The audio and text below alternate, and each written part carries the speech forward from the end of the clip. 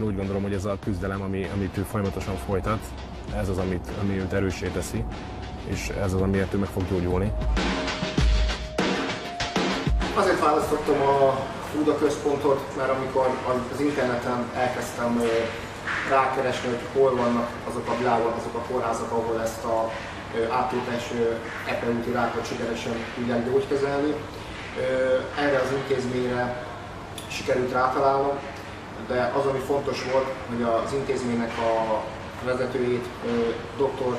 Schult is 9 éve ezzel a fajta betegséggel gyógykezelték, és ő is elmondhatja, hogy ebből a fajta rákból 9-10 éve már sikeresen ki tudott lépni. Nehéz olyan valakit bemutatni, aki az életéért küzd.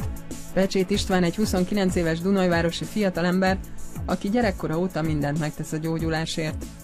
Crohn-betegként májtranszplantáción esett át, ahol kiderült, hogy súlyos epiúti daganata van.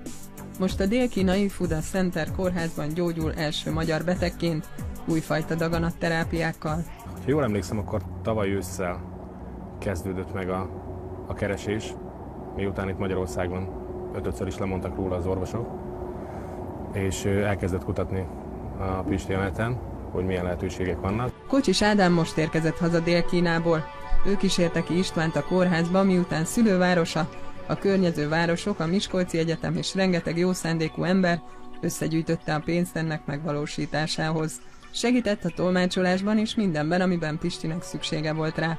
Közben ugyanazt az ólommellényt hordta, mint barátja, amikor alapos vizsgálatok után az első műtét megtörtént. 10 darabos titán 825-ös radioaktív kapszulákból álló beültetést kaptam.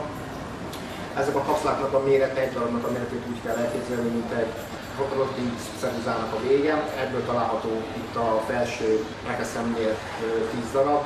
Ennek a kisugárzása körülbelül, mire lecseng az egész, az körülbelül 3 hónap. István Skype-on mutatja, hogy rajta van az ólommellény, amit addig kell hordania, míg a kapszulák sugároznak.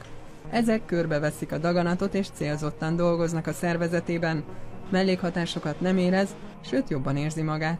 Volt egy konferencia pont, amikor ott voltunk, egy nemzetközi konferencia kórházban, oda felmentem, és pont ezekről az eljárásokról volt szó. Saját szemmel láttam, ahogy meggyógyult páciensek mesélnek a sikerekről. Például az angol királyi családból egy hölgy volt ott, aki nem tudom hány éve gyógyult. István azt mondja, a kórház minden várakozását felülmúlta. Optimista és bizakodó, látva a profizmust, ami körülveszi. Professzor Schuh, a kórház igazgatója is ugyanebből a betegségből gyógyult, és azóta tünetmentes. Boldog vagyok, hogy bemutatkozhatom a magyaroknak. Ha azt kérdezi tőlem, mi a legnagyobb sikere a mi kórházunknak, akkor az a válaszom, hogy hogy a sok betegből, akik hozzánk jönnek tanácsért, mert már elveszítették a reményt, hogy élhessenek, a terápiáink után újra élvezhetik az életüket, és jó esélyük lesznek a hosszabb távú túlélésre. Ez az igazi siker. A kínai orvosok úgy döntöttek, Istvánnak szüksége lenne még egy úgynevezett NK-terápiára. Ennek során a páciens fehérvérsejtjeiből veszik ki a természetes ölősejteket, ezeket visszajuttatják a szervezetébe, amelyek megtalálnak és megtámadnak minden oda nem való egyéb sejtet, például a rákos sejteket, és hatalmas előnye, hogy a transzplantált májat viszont nem fogják bántani. Ő lenne az első a kórházban, aki részt vesz májtranszplantáltként, illetve transzplantáltként egy ilyen eljárásban. Dr. Bozsics Attila jól emlékszik még, amikor 26 éve 3 millió forintot gyűjtöttek a dunajvárosiak az ő külföldi gyógykezelésére. Azóta egészséges. Most abban szeretne Pecsét Istvánnak segíteni, hogy a ráváró NK-terápiához minél hamarabb össze tudják gyűjteni a hiányzó 4 millió forintot. Még ez a speciális kemoterápia kellene, ami azonban sajnos olyan, hogy csak ilyen 6 adag az, ami egyáltalán számíthat, tehát ebből nem lehet 1-2 csinálni, hanem végig kell csinálni ezt a teljes protokollt, és hát annak az ára az 5 millió forint, és hát abból sajnos van 3,5 még hiányzik, de úgy látjuk, hogy még bizonyos költségek biztosan fel fognak merülni, tehát ezért mondtam azt, hogy egy olyan 4 millió forint kellene még. István eközben nem tétlenkedik.